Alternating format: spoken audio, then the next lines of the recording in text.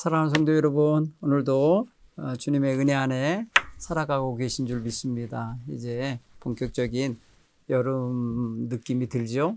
6월 중순이니까 또 굉장히 따뜻한 느낌도 들 거고, 특별히 이번 주간은 이렇게 우리 교회의 심령 부흥성회도 진행되고 있는 주간이기 때문에 우리 성도님들이 새벽으로 밤으로 나오셔서 은혜 받고, 낮에는 이 성경 공부로 은혜 받는 그런 복된 시간 갖게 되기 바랍니다. 오늘은 열왕기하 18장, 19장에 걸쳐 있는 히스기야 임금 시절에 히스기야의 신앙 자세와 또 그가 위기와 고난 앞에서 기도로 하나님께 나아가는 그런 신앙 자세를 우리가 옆에서 이렇게 말씀으로 읽으면서 우리의 신앙에 도움을 얻는 그런 시간을 갖게 되기를 바랍니다. 우리 모두 마음에 이제 그런 생각을 가지시고 말씀을 좀 듣는 시간 갖게 되기 바랍니다. 우리가 지난 주간에 열왕기하 17장에서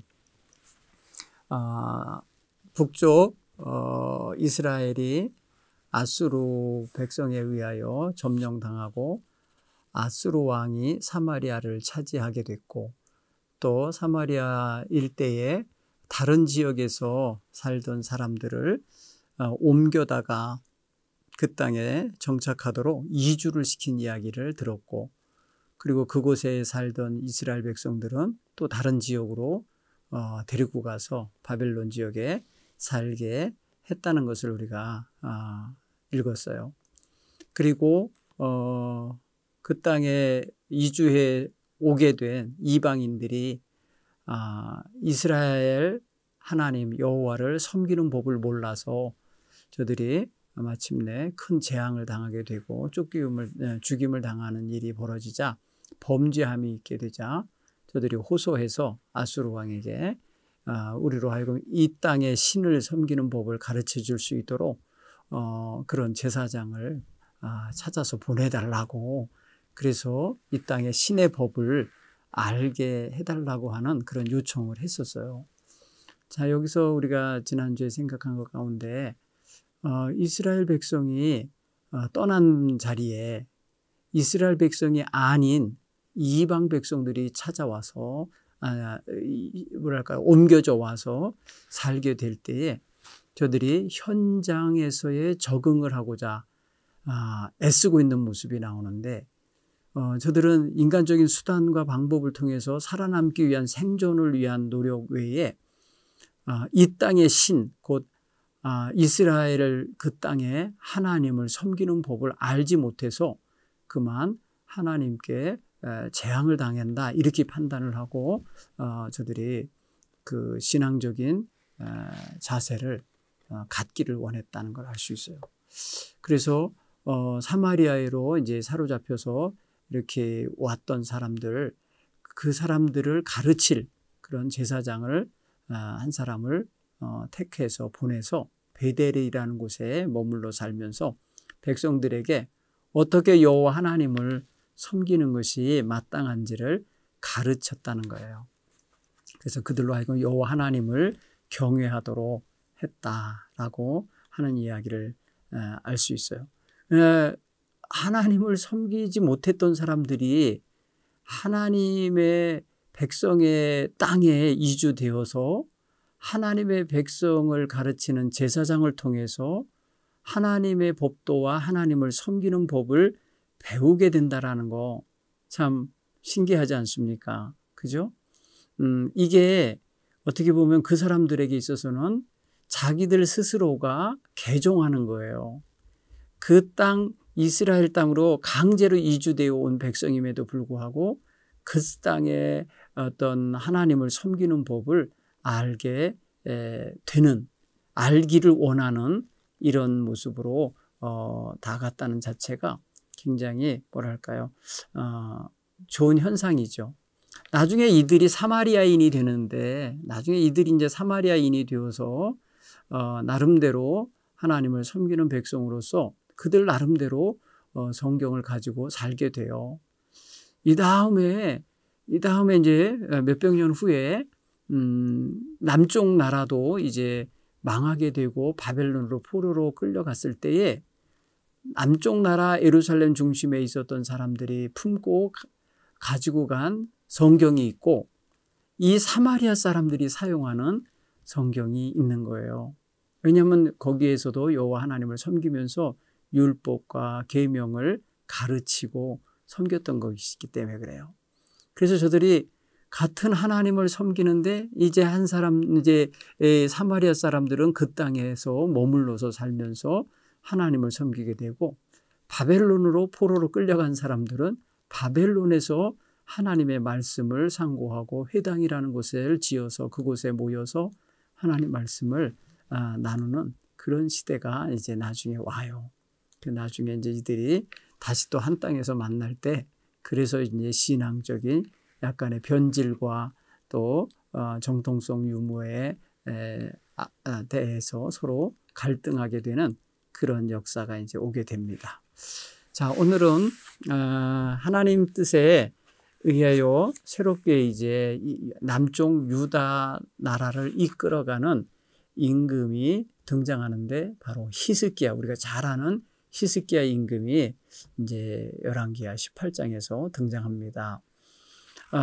히스기야에 대해서 또 알려면은 우리는 성경 이사야서를 또 함께 찾아서 읽어야 돼요. 이사야 38장 그 이하의 이야기들을 함께 읽으면 이 당시에 활동했던 예언자가 이사야입니다.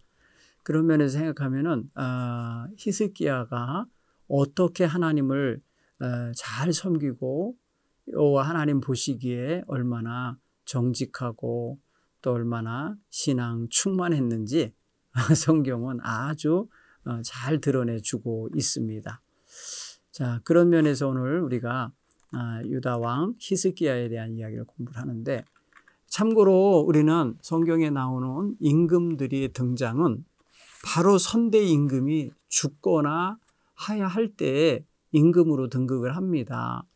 보통은 몇 년을 다스렸다, 몇 살의 왕이 돼서 몇 년까지 다스렸다, 몇 년을 다스렸다라고 하는 건 그 다스렸다고 하는 것 속에 끝나는 그 지점은 그가 잠들매 무슨 조상들의 묘에 들어갔다든지 그가 죽었다든지 암살을 당했다든지 이런 이야기들이 그 끝부분에 나오거든요. 그걸 생각해 보면은 임기제가 아니라는 거예요. 오늘 대통령은 몇 년짜리 단임제 이런 거 있잖아요. 우리나라는 5년 단임제, 미국은 4년 중임제 이래갖고 재선도 되고 그러지만 우리나라는 딱 한 번 하고 끝나는 제도죠.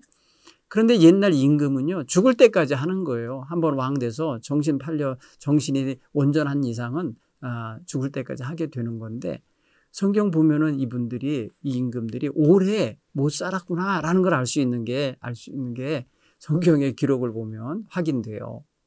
오늘 이 히스기야 임금에 대한 이야기를 이제 시작도 안 했지만 한번 읽어보면 18장 2절에 보면 그건 25살의 왕이 돼서 29년 다스렸다. 그러면 합쳐서 54잖아요. 54세에 끝난 거죠. 그런 식이에요. 훌륭한 임금들도 이렇게 오래 못 살고 떠나는 그런 역사들을 남기는데, 그 속에서 하나님 보시기에 선하고 정직하고 의롭게 사느냐, 그 사이에 하나님께 악행을 하고 하나님 보시기에 진노를 사느냐, 그게 결정이 되는 거더라고요. 자, 오늘 성경 이야기를 한번 읽어보는데요. 조금 길지만은 우리 18장 13절부터 19장 7절까지를 제가 읽겠는데, 그 앞부분 1절부터 12절은 히스기야 왕에 대한 일반적인 소개입니다. 그에 대한 이야기를 해주는 거고요. 13절부터는 이제 아수르 사람들에 의하여 남쪽 유다 왕이 굉장히 위협을 당하고 모욕을 당하고 포위를 당하고 막 힘겨운 일이 진행되는 부분이에요. 그래서 요거를 함께 읽어보고 말씀을 나누도록 하겠습니다. 여러분도 열왕기하 18장 13절 이하의 말씀을 함께 찾으셔서 읽어가기 바랍니다. 함께 읽겠습니다. 히스기야 왕 제14년에 아수르의 왕 사네립이 올라와서 유다 모든 견고한 성읍들을 쳐서 점령하매 유다 왕 히스기야가 라기스로 사람을 보내어 아수르 왕에게 이르되 내가 범죄하였나이다. 나를 떠나 돌아가소서. 왕이 내게 지우는 것을 내가 당하리이다 하였더니 아수르 왕이 곧 은 300달란트와 금 30달란트를 정하여 유다 왕 히스기야에게 내게 한지라. 히스기야가 이에 여호와의 성전과 왕궁 곳간에 있는 은을 다 주었고 또 그때에 유다 왕 히스기야가 여호와의 성전 문의 금과 자기가 모든 기둥에 입힌 금을 벗겨 모두 아수르 왕에게 주었더라. 아수르 왕이 다르단과 랍사리스와 랍사게로 하여금 대군을 거느리고 라기스에서부터 예루살렘으로 가서 히스기야 왕을 치게 하매 그들이 예루살렘으로 올라가니라. 그들이 올라가서 윈못 수도 곁 고 세탁자의 밭에 있는 큰 길에 이르러 서니라. 그들이 왕을 부르매 hil기야의 아들로서 왕궁의 책임자인 엘리야김과 서기관 셈나와 아삽의 아들 사관 요아가 그에게 가니 랍사게가 그들에게 이르되 너희는 히스기야에게 말하라. 대왕 아수르 왕의 말씀이 네가 의뢰하는 이 의뢰가 무엇이냐. 네가 싸울 만한 계교와 용력이 있다고 한다마는 이는 입에 붙은 말뿐이여라. 네가 이제 누구를 의뢰하고 나를 반역하였느냐. 이제 네가 너를 위하여 저 상한 갈대 지팡이 애굽을 의뢰하였도다. 사람이 그것을 의지하면 그의 손에 찔려 들어갈지라. 애굽의 왕 바로는 그에게 의뢰하는 모든 자에게 이와 같으니라. 너희가 내게 이르기를 우리는 우리 하나님 여호와를 의뢰하노라 하리라. 많은 히스기야가 그들의 산당들과 제단을 제거하고 유다와 예루살렘 사람에게 명령하기를 예루살렘 이 제단 앞에서만 예배하라 하지 아니하였느냐 하셨나니 청하건대 이제 너는 내 주 아수르 왕과 내기하라. 네가 만일 말을 탈 사람을 낼 수 있다면 나는 네게 말 2,000마리를 주리라. 네가 어찌 내 주의 신하 중 지극히 작은 지휘관 한 사람인들 물리치며 애굽을 의뢰하고 그 병거와 기병을 얻을 듯하냐. 내가 어찌 여호와의 뜻이 아니고야 이제 이곳을 멸하러 올라왔겠느냐. 여호와께서 전에 내게 이르시기를 이 땅으로 올라와서 쳐서 멸하라 하셨느니라 한지라. hil기야의 아들 엘리야김과 셈나와 요아가 랍사에게 이르되 우리가 알아듣게 싸우니 청하건대 아람말로 당신의 종들에게 말씀하시고 성 위에 있는 백성이 듣는 데서 유다말로 우리에게 말씀하지 마옵소서. 랍사게가 그에게 이르되 내 주께서 내 주와 내게만 이 말을 하라고 나를 보낸 것이냐? 성 위에 앉은 사람들도 너희와 함께 자기 대변을 먹게 하고 자기 소변을 마시게 하게 하신 것이 아니냐 하고 랍사게가 드디어 일어나서 유다말로 크게 소리질러 불러 이르되 너희는 대왕 아수르 왕의 말씀을 들으라. 왕의 말씀이 너희는 히스기야에게 속지 말라. 그가 너희를 내 손에서 건져내지 못하리라. 또한 히스기야가 너희에게 여호와를 의뢰하라 함을 듣지 말라. 그가 이르기를 여호와께서 반드시 우리를 건지실지라. 이 성읍이 아수르 왕의 손에 함락되지 아니하게 하시리라 할지라도 너희는 히스기야 말을 듣지 말고 아수르 왕의 말씀이 너희는 내게 항복하고 내게 나오라. 그리하고 너희는 각각 그의 포도와 무화과를 먹고 또한 각각 자기의 우물의 물을 마시라.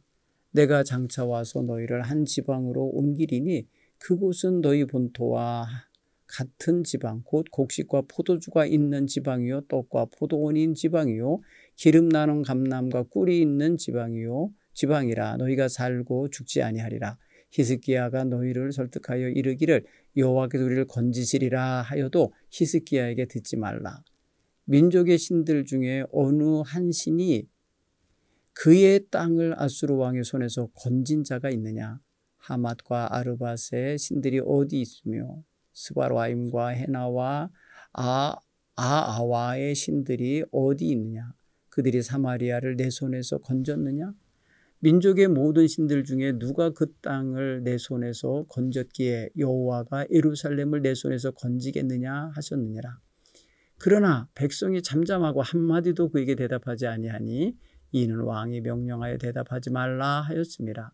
이에 hil기야의 아들로서 왕궁 내의 책임자인 엘리야김과 서기관 셈나와 아삽의 아들 사관 요아가 옷을 찢고 히스기야에게 나아가서 랍사게의 말을 전하니라. 히스기야 왕이 듣고 그 옷을 찢고 굵은 배를 두르고 여호와의 전에 들어가서 왕궁의 책임자인 엘리야김과 서기관 셈나와 제사장 중 장로들에게 굵은 배를 둘러서 아모스의 아들 선지자 이사야에게 보내매 그들이 이사야에게 이르되 히스기야의 말씀이 오늘은 환난과 징벌과 모욕의 날이라 아이를 낳을 때가 되었으나 해산할 힘이 없도다. 랍사게가 그의 주 아수르 왕의 보냄을 받고 와서 살아계신 하나님을 비방하였으니 당신의 하나님 여호와께서 혹시 그 말을 들으셨을지라. 당신의 하나님 여호와께서 그 말을 들으신 말 때문에 꾸짖으실 듯하니 당신은 이 남아있는 자들을 위하여 기도하소서 하더이다 하니라. 이와 같이 히스기야 왕의 신복이 이사야에게 나아가니 이사야가 그들에게 이르되 너희는 너희 주에게 이렇게 말하라. 여호와의 말씀이 너는 아수르 왕의 신복에게 들은 바 나를 모욕하는 말 때문에 두려워하지 말라. 내가 한 영을 그 속에 두어 그로 소문을 듣고 그의 본국으로 돌아가게 하고 또 그의 본국에서 그에게 칼에 죽게 하리라 하셨느니라 하더라. 아멘. 자, 오늘 이야기 보면 진짜 이 랍사게라고 하는 이 군대 장수가 자기 나라 임금 산헤립의 명을 받고 예루살렘을 점령하기 위하여 군사를 일으켜서 들어온 거예요. 그 전에 이미 유다 모든 견고한 성읍들을 다 점령하고 짓밟고 있을 때 히스기야가 군사를 물러가시라고 하면서 자기에게 있는 재산을 다 털어내 줬어요. 그리고 아수르 왕이 히스기야 왕에게 부과시킨 그 조공, 그러니까 은 300달란트, 금 30달란트, 어마어마한 돈을 은 보화를 가져갈 거니까 준비하라고 다 내놓으라고 이렇게 했어요. 그래갖고 히스기야가 이거를 장만하려니까 하나님의 성전 곳간도 다 비워야 됐고 왕의 곳간도 비워야 됐고 또 그래도 모자라니까 성전 벽에 붙어 있는 금도 다 벗겨야 됐고 그리고 성전 기둥에 입혔던 금도 다 끌고서 벗겨서 무게를 맞춰서 아수르 왕에게 준 거예요. 자, 그러면 좀 만족하고 돌아가야 되잖아요. 그러질 않고 군대 사령관을 보내서 3명의 부대 장수들을 보내서 예루살렘을 포위했어요. 예루살렘을 와서 그냥 딱 둘러치고는 와가지고 백성들 듣는 앞에서 왕도 모욕하고 백성도 모욕하고 이스라엘의 하나님도 모욕하는 말을 짓거린 거예요. 그때의 왕의 신하들이 가갖고 제발 우리가 알아들을 수 있는 말로 하지 말고 니네 말 아람 말로 해달라. 우리 백성들이 듣지 않게 해달라 했더니 그들이 더 의기양양해서 말하는 거 아니에요. 우리 왕이 나를 보내서 이런 말을 할 때는 니네 몇 명만 들으라고 보낸 게 아니다. 이 백성 전체에게 듣게 할 거고 이 전체가 똥 먹고 오줌 마시면서 지내야만 할 거다. 포위를 당했으니까 뭐 오도 가도 못하고 상업도 못하고 먹을 거 공급도 못하니까 이렇게 될 거라고 하는 아주 모욕적인 말을 한 거예요. 그리고 말합니다. 지금 우리 왕의 손에서 어떤 신이 그 백성을 구해냈더냐. 지금까지 우리 왕이 쳐들어간 데는 다 전멸당했다 이 소리예요. 그러니까 너희 나라도 마찬가지다.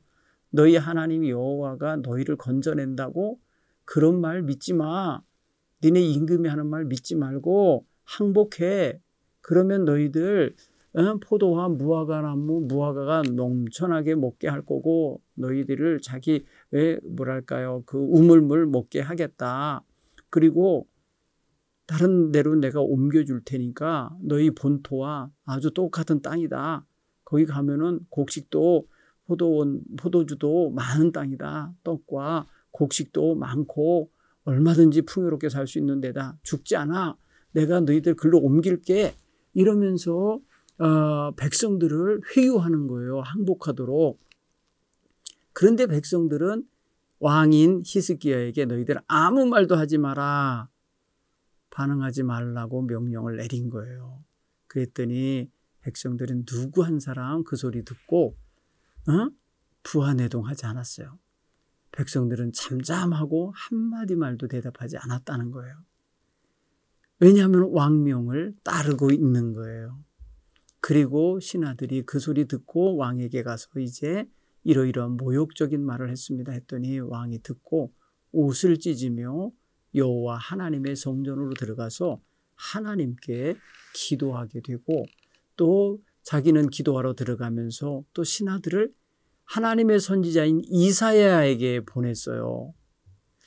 하나님의 백성들을 모욕하는 말, 하나님의 백성을 이끌어가는 왕을 모욕하는 거, 백성과 왕 사이를 이간질하는 거, 그리고 그들을 지켜주고 보호하시는 여호와 하나님을 모욕하는 거, 이 모든 말을 다 들었잖아요. 이거를 하나님께서도 들으셨을 것 같으니 뭔가 말씀하실 것 같아요. 그러니까 하나님의 종인 이사야에게 가서 이 사실을 알으면서 가서 기도하라고, 이 남아있는 백성들을 위해서 기도해달라고 부탁하라고 중보기도를 부탁하러 신하들을 보냈어요. 그랬더니 이사야가 말하는 거예요. 너희는 너희의 주, 그러니까 임금에게 가서 말해라. 여호와의 말씀이 너는 아수르 왕이 그 신복에게 들은 바 나를 모욕하는 말 때문에 두려워하지 말라. 자, 하나님 들으셨다는 거예요. 내가 한 영을 그 속에 보내서 두게 하고 그로 하여금 자기 본국에서 하나의 소문이 들어와서 그곳에서 반란이 일어났다더라. 뭐 이렇게 왕이 꼭 그리로 돌아가야만 할 소문을 듣게 할 거예요. 그 본국으로 돌아가면 그 본국에 가서 칼에 맞아 죽게 하겠다. 그러니까 하나님 손으로 해결하시겠다. 이렇게 말씀을 하신 거예요. 실제로 그들이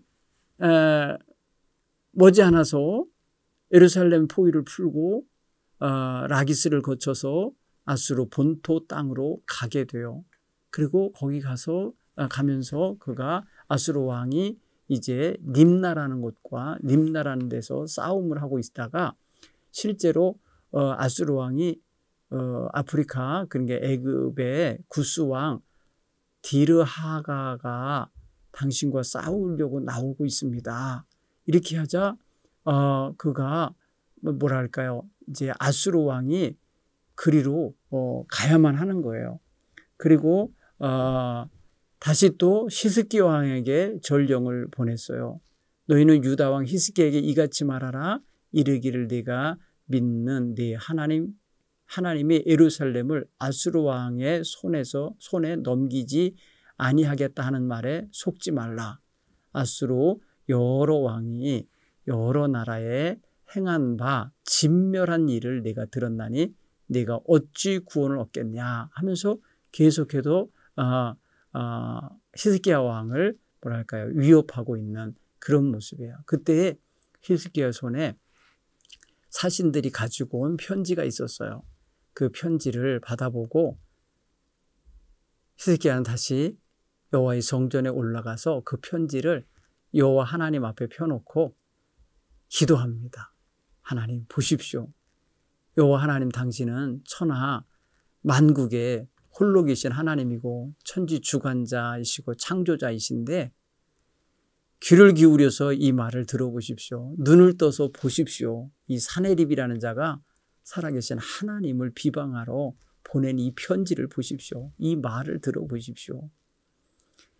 예, 여호와여, 아수르의 여러 왕이 과연 여러 민족과 그들의 땅을 다 황폐하게 하고 그들의 신을 다 불에 던져 싸운데 그것들은 신도 아니지 않습니까? 사람의 손으로 만든 것이요 나무요 돌뿐이 아닙니까? 우리 하나님 여호와여, 이제 우리를 그 손에서 구원해 주십시오. 그리하시면 천하만국이 주 여호와 하나님이 참 하나님이신 줄을, 홀로 하나님이신 줄을 알게 될 겁니다. 이러면서 하나님의 명예가 걸린 전쟁이라는 것을 하나님께 강력히 기도로 아뢰입니다. 자, 여기서 우리 히스기야의 자세를 보세요. 온갖 모욕의 말, 항복을 여기 종용하는 말, 백성들과 왕 사이를 이간질하는 말, 그리고 하나님을 없은 여기며 모욕하는 말, 이 모든 말을 듣고 그가 보인 반응은 옷을 찢으며 통탄해하며 하나님께 가지고 나아간다는 거예요. 사실 이거는 고도의 전쟁할 때의 고도의 전략인데 뭐냐면 심리전이죠. 적들이 강력한 군대를 갖고 온 것도 심리적으로 위축될 판에 그 입에서 거칠기가 한이 없고 자기의 임금을 아주 그냥 깔아내리면서 무시하는 말을 함부로 하고 백성들이 다 굶어 죽게 될 거라든지 똥오줌을 먹어야만 생존할 거라고 하는 이런 식의 말은 심리전 중에 아주 고도의 심리전이죠.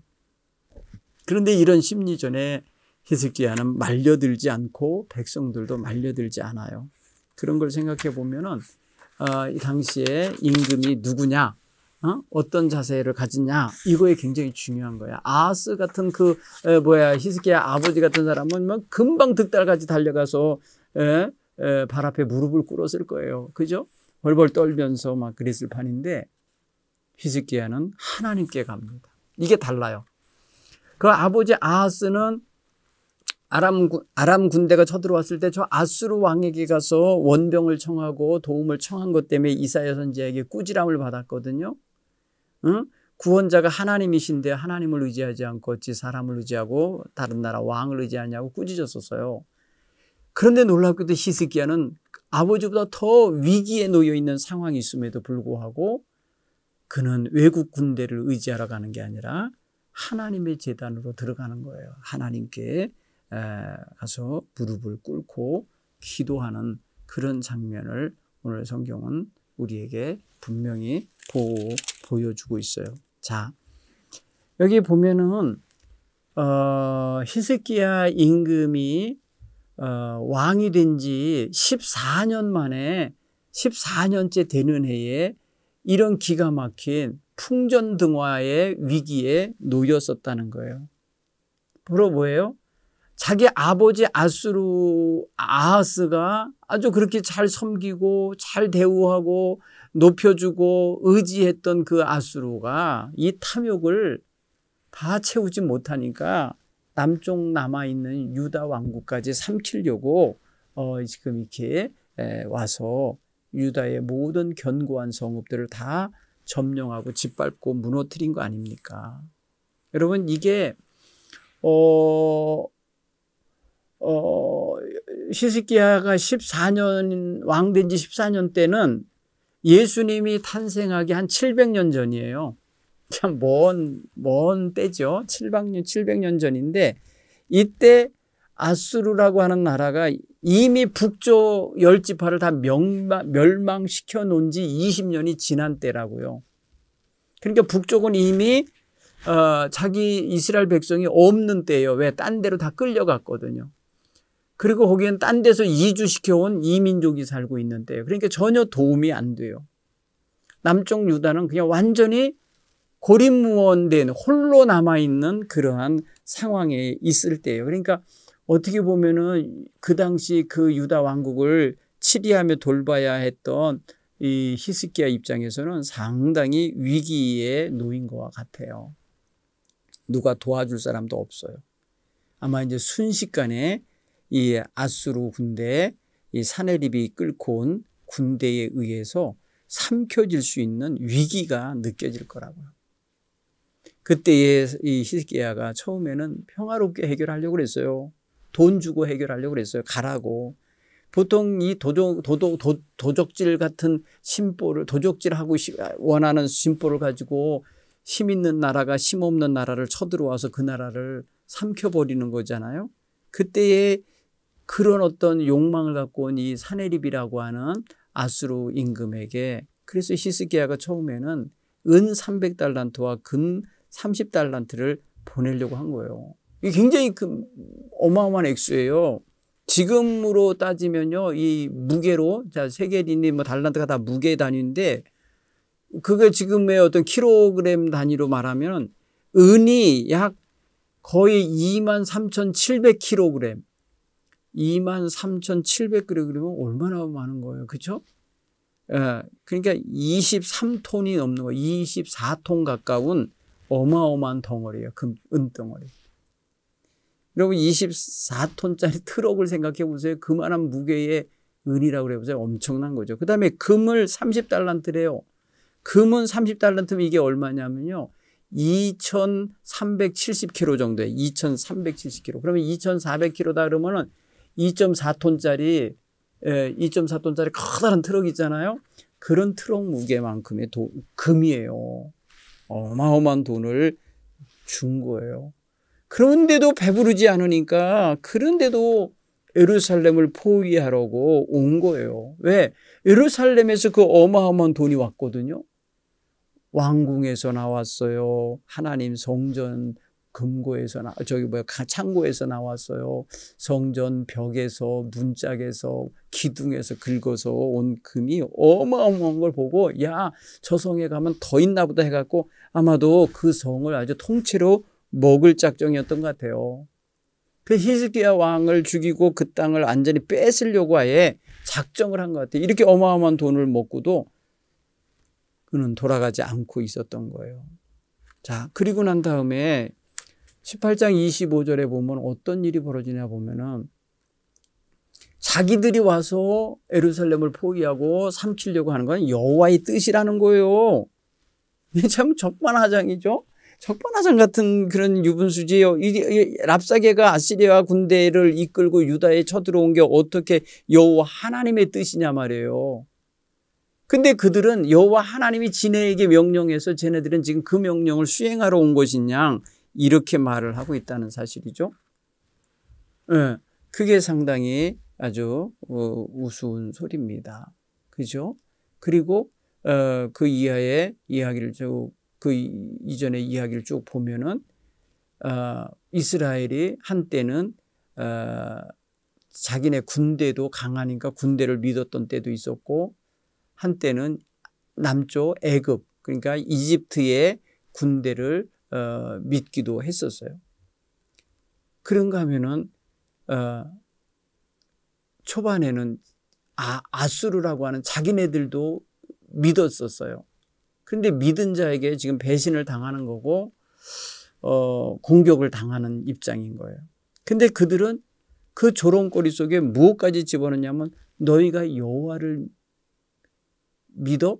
여호와가 너희를 구원해 줄 거라고 믿어? 그럴 리 없어. 여호와가 우리를 보내서 온 거야. 뭐 이런 식으로 말을 하니까 상당히 기분 나쁜 모욕이죠, 이게. 그렇죠? 그러니까 이스라엘 백성 입장에서는 자기네 군대도 약해. 저 남쪽 애굽에서도 도와줄 수 힘이 없어.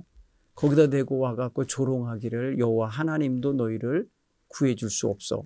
막 이렇게 말을 하니까 상당히 심리적으로 위축되는 상황에 몰리게 됐어요. 자, 이 랍사게라고 하는 이 뭐랄까요, 그 사네립의 군대 사령관, 그 지휘관이 아주 저돌적이고 거침없이 말하는 자인 것 같아요. 그래서 히스기야에 대해서 아주 뭐랄까 고도의 심리전을 피우면서 히스기야가 어떤 신앙의 사람인 거를 알고 그 사이를 파고 들어가는 거예요. 백성들과 왕 사이를 이간질하는 그런 태도와 또 하나님과 히스기야의 그 사이에 파고들어서 하나님에 대하여 불신과 의심을 품게 만들려고 하는 거, 그리고 하나님을 무력한, 아무것도 할 수 없는 무력한 하나님이라고 하면서 모욕하는 이런 말들, 이게 사실은 그동안 하나님을 잘 섬기려고 노력하며 종교개혁을 시도했던 히스기야에게 뭐랄까요, 조롱의 말처럼 들려졌을 거예요. 자, 그리고 오늘 내용에 보면은 랍사게라고 하는 그 아수르 군대의 장수가 예루살렘 거민들을 회유하기 위해서 한 말을 들으면은 참 기가 막혀요. 그죠? 첫째는 왕을 믿지 말라는 거예요. 왕에게 속지 말라. 니네 왕 히스기야에게 속지 말라. 그가 너희를 내 손에서 건져낼까 싶으냐? 그렇게 못해. 그러면서 백성들 앞에 자기네 나라 임금이 무력하고 부족하다고 말하는 거 아니에요. 조롱하는 거잖아요. 그러면 동시에 백성들로 하여금 두려움을 갖게 하려고 하는 거 아니겠어요? 그렇죠? 예. 그 보면은 상당히 기분 나쁜 언행을 합니다. 그죠? 그리고 그는 또 말하기를 어떻게 니네 하나님이 너희를 구해 주겠냐? 그런 하나님 없다. 우리 손에서 구원해낼 신이 없었어 지금까지. 그러니까 그 하나님 속지 마라. 그 하나님에게도 속지 마라. 뭐 이런 말을 하는 거예요. 여러분, 백성들이 이런 말을 들으면은 순간 두렵다. 저 군대가 얼마나 막강하면 저럴까. 뭐 이러면서 위축되지 않겠어요? 근데 성경에 보니까 그러나라는 역접 접속사를 쓰면서 백성이 잠잠하고 한마디도 그에게 대답하잖아요. 반응을 안 보인 거예요. 만약에 반응을 보였다면 상당히 술렁거렸을 거예요. 그렇죠? 이들이 말이에요. 어떤 그 랍사게라는 자의 말에 귀를 기울였고 그로 인해서 왕에 대하여 의심하고 왕명에 대하여 항명하듯이 우리는 항복하겠어 하고 그냥 성문 열고 나가면 안 되잖아요. 그런데 이 백성들이 전혀 부하내동하지 않았고 요동하지 않았다는 걸 알 수 있어요. 참 멋진 백성들이죠. 그러니까 당시에 히스기야 임금의 통치력이 먹혔다는 소리예요. 자기 백성에게. 다만 외국 군대를 칠 만한 힘이 없었던 것이 안타까운 거지, 지금 내부적으로는 하나로 단결되어 있다는 걸 알 수 있어요. 자, 19장의 내용을 또 한 가지 점검한다면 히스기야가 랍사게의 말을 전해 듣고 취한 행동이 뭡니까? 우리가 잘 알듯이 그가 옷을 찢고 굵은 배로 허리를 동이고 여호와의 전에 들어갔다. 여러분, 여호와의 전에 들어갔다라고 하는 이 자세가 뭘 말해주냐? 여호와 하나님께 아뢰고 구하고 의지하러 들어갔다는 의미로 읽혀져야죠. 피난 가고 도망친 게 아니라 하나님께 아뢰러 간 거예요. 하나님께 아뢰러 가. 그때 심정을 뭐라 그러냐면 아이를 낳을 때가 됐는데 해산할 힘이 없는 그런 안타까운 현실이 있잖아요. 여인의 해산을 해야 되는데 힘이 없어갖고 힘겨운 그런 상태로 비유를 해서 표현했어요. 오늘 자기가 당하는 이런 환난, 징벌 내지는 이런 모욕이 그로 하여금 그렇게 힘을 빠지게 했기에 힘의 원천이 되시는 하나님께 가서 아뢰는 거예요. 하나님을 향한 비방 소리, 왕을 향한 이 모욕적인 발언, 백성들과 왕 사이에 이간질하는 소리, 이런 모든 것들을 가지고 가는 거예요. 그리고 두 번째 행한 행동이 뭐였냐면 이사야에게 대신들을 보내서 기도 부탁을 하라 그랬잖아요. 뭐라 그랬어요? 이러이러한 모욕의 말, 이런 비방의 말을 했는데 저놈들이 그 말을 하나님께서도 들었을지라. 그러니까 그 하나님의 종에게 우리를 위해서, 남은 자를 위해서 기도하라고 해라 하고 중보기도를 부탁하러 보냈잖아요.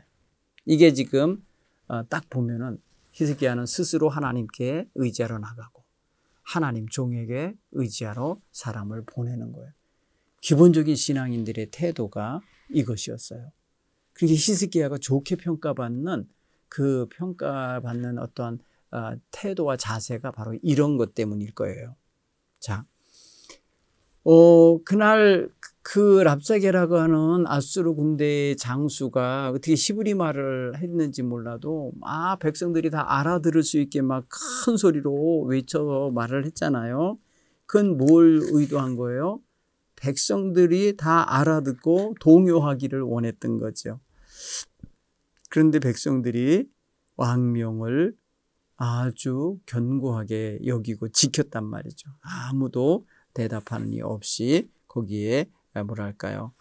부하내동하지 않았다라는 것을 우리가 18장 36절에서 읽었잖아요. 자, 히스기야 신복들에게 이사야가 전해준 말을 보면 굉장히 희망적이고 믿음의 사람들이 아멘 하고 받아야만 할 말씀이죠. 그죠? 뭐라고 그랬어요? 두려워하지 말라는 말을 들어요. 두려워하지 말라. 네가 그런 말을 들었다고 해서 그냥 당황하고 있는가 본데, 두려워하는가 본데, 여호와의 말씀이 너는 아수르 왕의 신복들에게 들은 바 나를 모욕하는 말 때문에 두려워하지 말라. 그렇죠? 누구누구에게로부터 들은 말 때문에 두려웠던 거 아니에요. 물론 눈에 보이는 막강한 군사들도 와 있지만은 천하무적이라고 말이야. 가는 데마다 전쟁에서 다 이겼다고 자랑하는 놈들도 와 있잖아요. 그런데 무엇보다도 더 이 왕궁에서 왕이 전달받은 거는 그들이 떠들어댄 소리, 그 막 외쳐댄 소리, 막 이렇게 위협하고 심리전을 펼쳤던 소리를 들었거든요. 그래서 두려움이 있었던 게 분명해요. 그래서 그 두려움을 하나님께 고하러 들어간 거잖아요. 또 이사야는 이 사네립이라고 하는 이 아수르 왕을 제 나라로 돌아가게 할 거고, 돌아가서는 칼에 죽게 될 거다라고 하는 예언의 말씀을 전해줍니다. 여호와 하나님을 두려워할 줄 모른 채 함부로 말했던 자, 기고만장했던 자, 뭘 믿고 그렇게 떠들었는지 지멋대로 하려고 했지만은 결국에는 그 교만은 꺾이게 되는 거예요. 여호와 하나님께서 그들의 그 헛된 말을, 그런 어떤 악한 말을 그냥 지나치지 않으셨던 거예요. 다 들으시고 하나님 명예와 하나님의 자존심을 건드린 말들, 하나님이 그것을 그냥 두지 않으셨다. 하나님은 사실 만홀히 여길 뿐도 아니고 함부로 그 이름을 부를 뿐도 아니잖아요. 그런데 함부로 저들이 하나님이 어떻게 너희를 내 손에서 건져낼까? 내 손에서 건져내랴 그랬어요. 여러분, 하나님은 천지주관하시는 하나님이 역사주관자 하나님 아니십니까? 사내립 정도는 얼마든지 하나님이 다룰 수 있는 자 아니에요. 오늘 하나님은 그로 하여금 본국에 돌아가 칼에 맞아 죽게 하겠다고 하는 아주 비참한 종말을 예언하십니다. 이 예언의 말씀은 그들에게 전해지진 않아요. 그죠? 지금 하나님의 백성에게만 전달되고 임금에게 전달되어서 두려워하지 말라는 말로 하시는 거예요. 자, 한번 여러분 오늘 이 말씀을 읽으시면서 느끼신 게 있으실 거예요. 그죠? 우리에게 그냥 무자비하게 함부로 말하는 자들이 아무리 떠든다 하여도, 세상에 아무리 그리스도인을 욕하고 침뱉고 모욕을 한다 해도 하나님이 들으신 야상 하나님이 그냥 두시지 않을 거라고 하는 것을, 이 이야기를 가지고 여러분들이 위로를 삼으시고 두려워할 필요가 없다는 것을 생각하시기 바라요. 랍사게라고 하는 그 사네립의 장수, 사네립이 보낸 장수는 여호와가 히스기야에게 진노하셔서 지금 아수르 군대를 보내 유다를 지금 멸망시키라고 했다고 이렇게 거짓된 말로 심리전을 펼쳤잖아요. 하나님이 구해주지 않을 거라고 하나님을 모욕했잖아요. 자, 우리가 종종 누군가와 사이에 끼어들어서 이간질하거나 망언으로 모욕을 하는 경우에 혼란하기도 하고 속상하기도 하고 분노할 수도 있어요. 그럴 때 어떻게 그런 데서 빠져나오시고 그런 것에서 벗어나십니까? 특히 두려움을 주면서 막 위협할 때 말이에요. 오늘 그런 모습을 보면은 우리도 사실 시기와 질투의 대상이 되는 경우도 있어요. 어떤 일에 성공했다든지 어떤 일에 있어서 다른 사람보다 더 나으면 그거 못마땅해서 아주 함부로 우리에게 모욕적인 말을 하는 자가 있을 수 있어요. 그런 거 두려워하지 마세요. 특히 이간질하거나 헛소문을 퍼뜨리거나 아니 땐 굴뚝에서 연기 나겠냐 하면서 시나리오를 써가면서 자기네들 마음대로 말하는 모함의 말이 있을 수 있어요. 종종 목회자들한테도 그런 이 웃기지 못한 이야기들이 들릴 때가 있는데, 여러분 그럴 때 상대방의 말에 의해서 휩쓸리면 당하게 돼 있고요. 거기에 역반응이 나타나게 돼 있어요.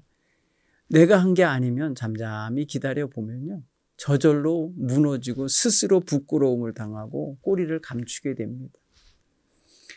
그런 대로 인해서 상처는 될 수 있어요. 상처가 있어서 아플 수도 있고 인간에 대한 실망감도 느낄 수 있고 함부로 말하는 이들이 싫어질 수도 있고 외면하고 싶은 생각도 있을 수 있어요. 여기에 사탄이 또 틈탈 수 있어요. 그러니까 여러분, 우리는 좀 더 담대하고 크고 이런 자세가 필요합니다. 그래서 어려움이 있어도 하나님이 함께 하심을 믿고 하나님 손에 맡기시기 바랍니다. 옳고 그른 것은요, 하나님이 판단하시고 드러내실 거예요. 나를 두렵게 하고 나에게 화병이 돋을 만큼 속상하게 하고 막 공동체를 떠나게 만들고 뭐 이런 짓이 있어도 담대하게 자리를 지키면서 좌로나 우로나 치우치지 않는 마음가짐을 유지하시기 바랍니다. 하나님께 더 가까이 나가며 기도하시고 두려움이나 원망의 마음을 다 그리스도의 보혈의 공로에 적시셔서 해소하시고 씻어내시기 바라요.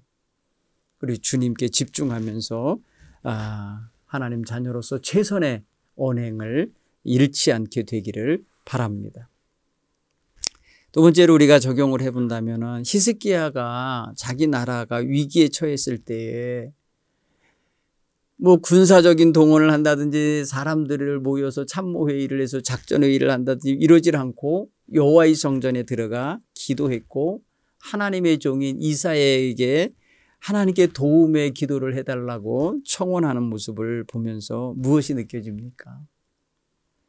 우리 자신이 풍전등화와 같은 그런 위기 상황에 놓일 때에 우리는 뭐랄까 당황해서 너무너무 막 놀래서 뭘 먼저 해야 될지 모르는 그런 모습을 보일 때가 있지 않겠어요?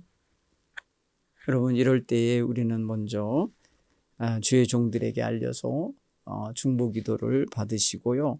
그리고 자기 자신이 담대하게 하나님의 도움을 청하는 자세를 갖고 기도의 자세를 잃지 않게 되기 바랍니다. 하나님이 그럴 때에 지혜를 주시고 도움의 손길도 주시고 또 문제를 보는 시각을 바꿔주시기도 해요. 그래서 문제가 아니라 이게 도리어 나에게 유리한 축복이 오는 그러한 벽을 뚫고 있는 것일 수도 있어요. 그러니까 지름길을 만들어 주시는 것일 수도 있어요. 문제가 없어지게 할 수도 있어요. 그러니까 모든 걸 생각해 볼 때 하나님의 역사는 사람들의 어떤 그런 지지고 볶고하는 소리들 그런 걸 통해서도 하나님은 얼마든지 하나님의 뜻을 이루실 수 있는 분이에요. 그렇죠? 랍사게가 아무리 이스라엘 백성과 왕 사이를 이간질하고 항복을 종용하고 믿음을 갖지 못하게 만들고 왕에게 순종하지 못하게 만들려고 작당을 해서 말을 했어도 전혀 누구 하나 흔들리지 않고 하나님의 은총을 받기까지 기다렸다는 걸 보면은 참 멋지지 않습니까? 여러분, 위기 앞에서 이러기가 쉽지 않거든요.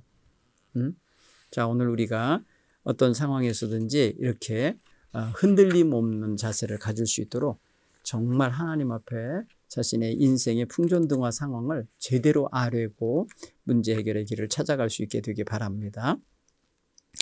또 한 가지 더 우리가 이렇게 점검해야 될 거라고 한다면 뭐냐면, 적들은 우리에 대하여 아주 깊이 분석하고 파악하고 정보를 가져가고, 그래서 저 사람의 약점이 뭐다, 저 사람에게는 이런 말을 하면 무너질 거다 하면서 고도의 심리전을 펼칠 수 있어요.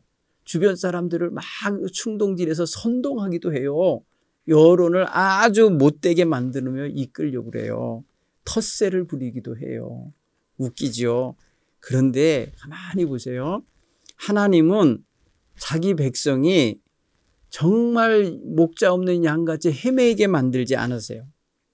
하나님이 주관하시고 그들 마음 중심에서 흔들리지 않도록 이끌어 가세요. 그리고 믿음을 흐트러지지 않게 하시고 서로 간의 신뢰를 깨트리지 않도록 유지하게 만드신다고요.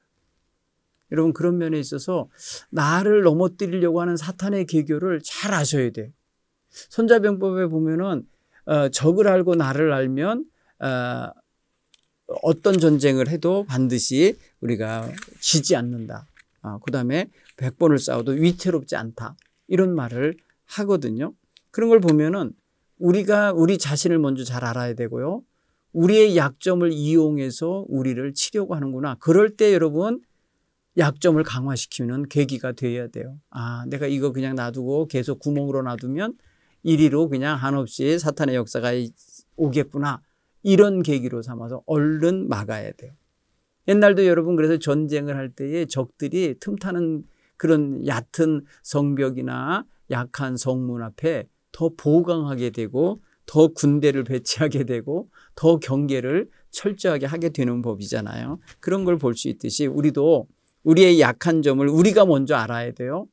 사탄도 알지만 우리가 알고 대비하면 못 들어요. 우리의 연약함을 알면 그 연약함을 대신할 수 있는, 그 보충할 수 있는 하나님의 은혜와 돌보심을 거기에 덧입혀야죠. 그래서 여러분, 우리가 하나님의 은총을 덧입고 우리의 부족함을 틈타서 들어오려고 하는 사탄의 계교를 우리가 충분히 격퇴하고 막아낼 수 있는 이런 영적 자세가 늘 있기를 바랍니다. 특별히 이스라엘 백성들에게 히브리 말로 와갖고 막 떠들어대고 말이에요. 다 알아듣는 말로 모욕했을 때에 굉장히 힘들지 않았겠어요. 그렇죠?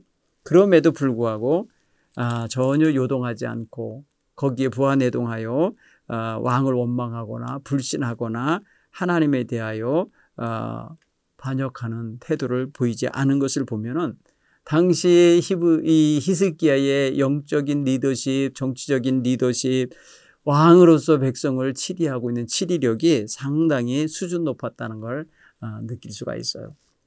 오늘 우리가 그런 자세를 가지고 한번 좀 우리 자신을 좀 돌아보고, 특별히 우리가 사단이 들어서 좋아라 할 만한 일은 안 하는 게 좋죠. 예를 들어서 마음에도 없는 말로 남을 모욕하거나 헐뜯는다든지, 뒷담화를 하여서 뭐 이상한 소문을 만든다든지, 함부로 사람과 사람 사이를 이간질하려고 이렇게 꾀한다든지, 다 이거 사탄의 도구가 될 수 있어요.